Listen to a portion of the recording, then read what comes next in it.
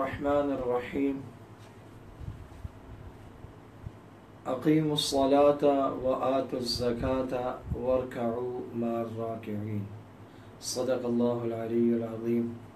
خالق و مالک کائنات اللہ سبحانہ و تقدس ارشاد فرماتے ہیں، نماز قائم کرو، زکوٰۃ ادا کرو اور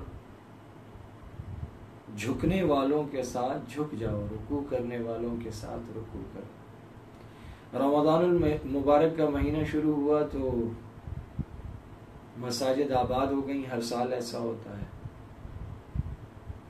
شیطان قید ہو جاتا ہے تو مسجدیں نمازیوں سے بھر جاتی ہیں۔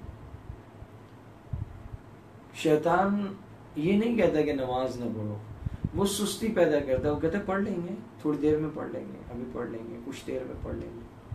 یہی وجہ ہے کہ رمضان المبارک میں انسان ارادہ کرتا ہے تو اس میں اتنا اضمحلال نہیں آتا، اتنی کمزوری نہیں آتی جتنی عام دنوں میں آتی۔ انسان ارادہ کرتا ہے، اٹھ کے چل پڑتا ہے۔ اب شیطان آ گیا ہے تو وہ پھر ابھی پڑھ لیں گے، بعد میں پڑھ لیں گے، مغرب میں مسجد چلا جاؤں گا، عصر میں چلا جاؤں گا، اس طرح کر کر کے نماز سے دور کر دیتا۔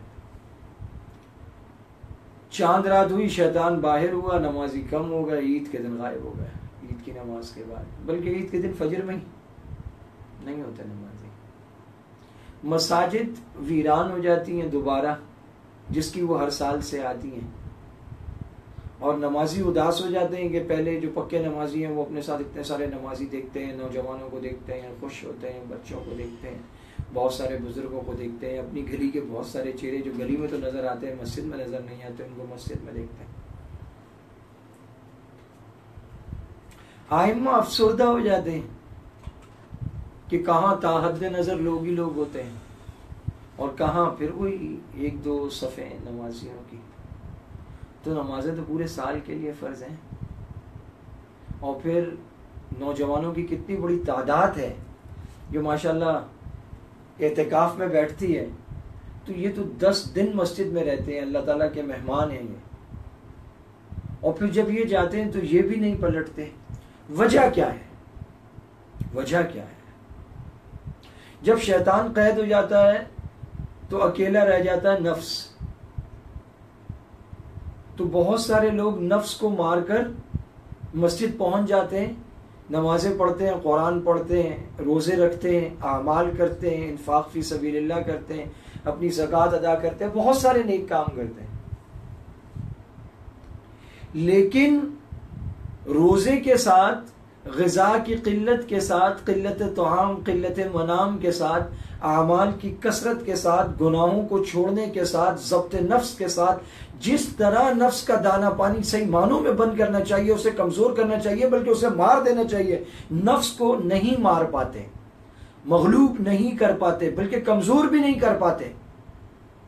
تو جیسے ایک رنگ ہے، اس میں ریسلرز ریسلنگ کر رہے ہیں، تو جو پہلوان ذرا کمزور پڑنے لگتا ہے وہ دوڑتا ہوا جاتا ہے اور رنگ سے باہر کھڑے ہوئے پہلوان کے سامنے اپنا ہاتھ کرتا ہے، تالی مارتا ہے، اور وہ دوسرا پہلوان اس کے ٹچ کرنے پر رنگ میں کودتا ہے، اور پھر وہ آ کے پورے جوش جذبے کے ساتھ اس پہلوان کو مارتا ہے۔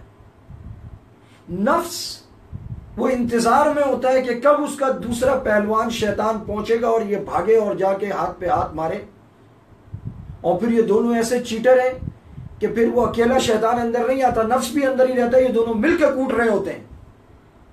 ہم رمضان میں اگر نفس کو مار دیں اور اس پہ فتح پا لیں تو جب چاند رات کو شیطان چھوٹ کے آئے گا تو ہم اس کو بھی مار سکتے ہیں، لیکن ہم نفس کو مغلوب نہیں کر پاتے، کمزور نہیں کر پاتے، پچھاڑ نہیں پاتے، مار نہیں پاتے۔ اتنے میں شیطان آ جاتا ہے، دونوں مل کے پھر ہمیں پچھاڑ دیتے ہیں۔ ان دونوں کے اتحاد اور اتفاق نے اور مسلمانوں کی ان کے سامنے کمزوری نے مسلمانوں کو بس رمضان کا نمازی بنا دیا۔ رمضان میں قرآن اٹھاتے ہیں۔ رمضان جو حقیقت میں مشق کا مہینہ ہے تاکہ پورا مہینہ اس سے فائدہ اٹھا کر انسان فائٹ کر سکے، شیطان سے، نفس سے لڑ سکے، ان سے مقابلہ کر سکے. نفس کو تو اتنا کھلاتے ہیں جتنا 11 مہینے میں نہیں کھلاتے، اتنا موٹا تازہ کر دیتے ہیں اس کو.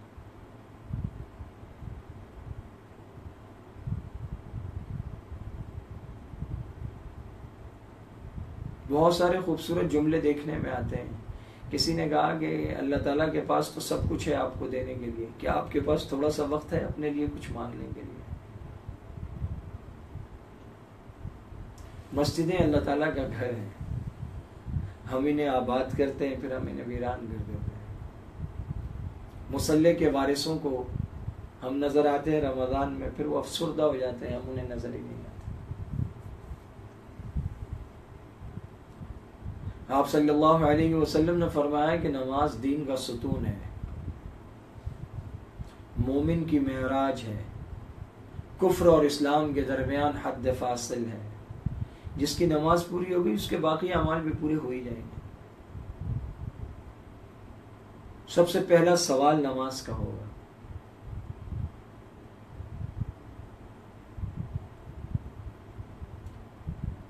قرآن کریم نے نماز تو نماز ان کی بھی تعریف کی ہے جو گھر والوں کو نماز کے لیے کہتے ہیں وَكَانَ يَأْمُرُ أَهْلَهُ بِالصَّلَاةِ وَالزَّكَاةِ. گھروں میں تو نماز کا کہنا ہی چھوڑ دیا. بزرگ پڑھتے ہیں تو اب نوجوان نسل شاید ایسی ہو گئی ہے کہ وہ کہتے ہوئے بھی گھبراتے ہوں گے کہ ان کو کہیں گے یہ آگے سے کچھ کہہ نہ دیں. نماز کے لیے ہم اٹھاتے نہیں ایک دوسرے کو. آقا دو جہاں کے ایک فرمان کا مفہوم یہ بھی ہے کہ اللہ تعالیٰ کو بڑا اچھا لگتا ہے جب میاں بیوی میں سے کوئی ایک دوسرے کو اٹھائے نماز کے لیے. وہ نہ اٹھے تو پھر ہلکا سا پانی کا چھینٹا مار کے اسے اٹھائے تو اللہ تعالیٰ کو اچھا لگتا ہے.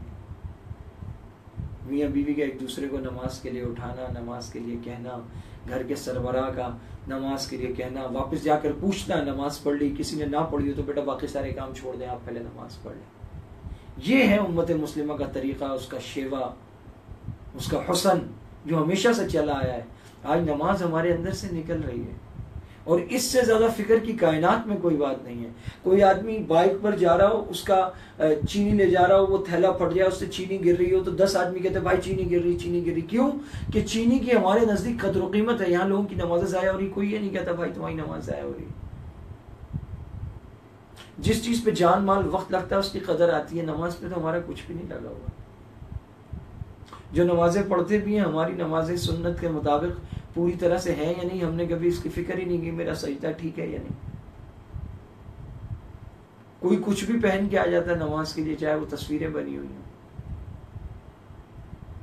شرٹس پہ لکھا ہوتا ہے کچھ نہ کچھ.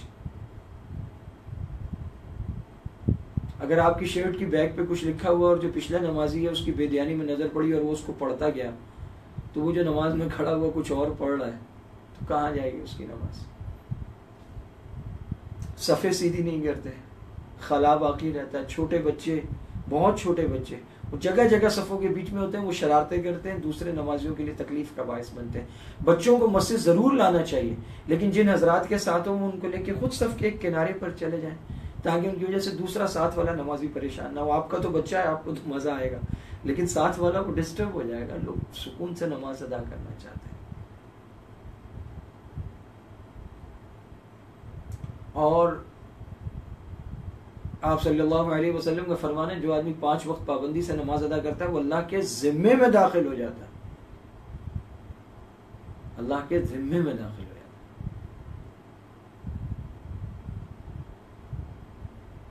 ہم تو نہ دنیا میں کسی کے ذمے میں ہیں نہ خالق و مالک کے ذمے میں آ رہے ہیں. ہم جا کہاں رہے ہیں، ہم کر کیا رہے ہیں؟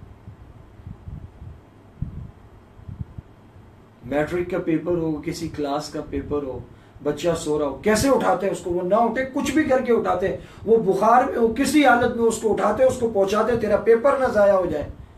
آپ صلی اللہ علیہ وسلم کا فرمان ہے جس کی ایک نماز ضائع ہو گئی وہ ایسا ہے جیسے اس کا گھر بار، متاع و مال اور اولاد سب کچھ ضائع ہو گیا، سب کچھ ضائع ہو گیا، جل کر خاک ہو گیا. ایسا ہے وہ. نماز کی فکر ہمارے اندر سے نکل گئی. ہم بچوں کو نماز نہیں سکھاتے. اولن تو ساتھ لے کر نہیں جاتے، لے کر جاتے ہیں تو پھر بچے پوری مسجد میں ہلا گلا مچا رہے ہوتے ہیں. اللہ تعالیٰ ہم سب کو نماز کی فکر عطا فرمائے. نماز آ جائے ہمارے اندر. نماز آ گئی نا، امت کے دن بدل جائیں گے، تقدیر بدل جائے گی، نصیب بدل جائیں گے، قسمت یاوری کر جائے گی. صحابہ کو جب نماز ملی تو صحابہ خوش ہوئے. انہوں نے کہا میں تو اللہ سے مانگنے کے لیے ایک ذریعہ ہاتھ میں آ گیا. آج ہم نے وہ ذریعے چھوڑ دیے جس سے اللہ سے مانگا جاتا ہے. ہم در در پہ مانگ رہے ہیں. وہ ایک سجدہ جسے تو گرا سمجھتا ہے، 1000 سجدوں سے تجھ کو دیتا ہے نجات. 1000 سجدے دنیا کی چوکٹوں، دہلیزوں، دروازوں پہ کر رہے ہیں، اللہ کی بارگاہ میں نہیں جھک رہے.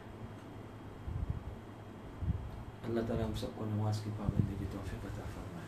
وآخر دعوانا ان الحمد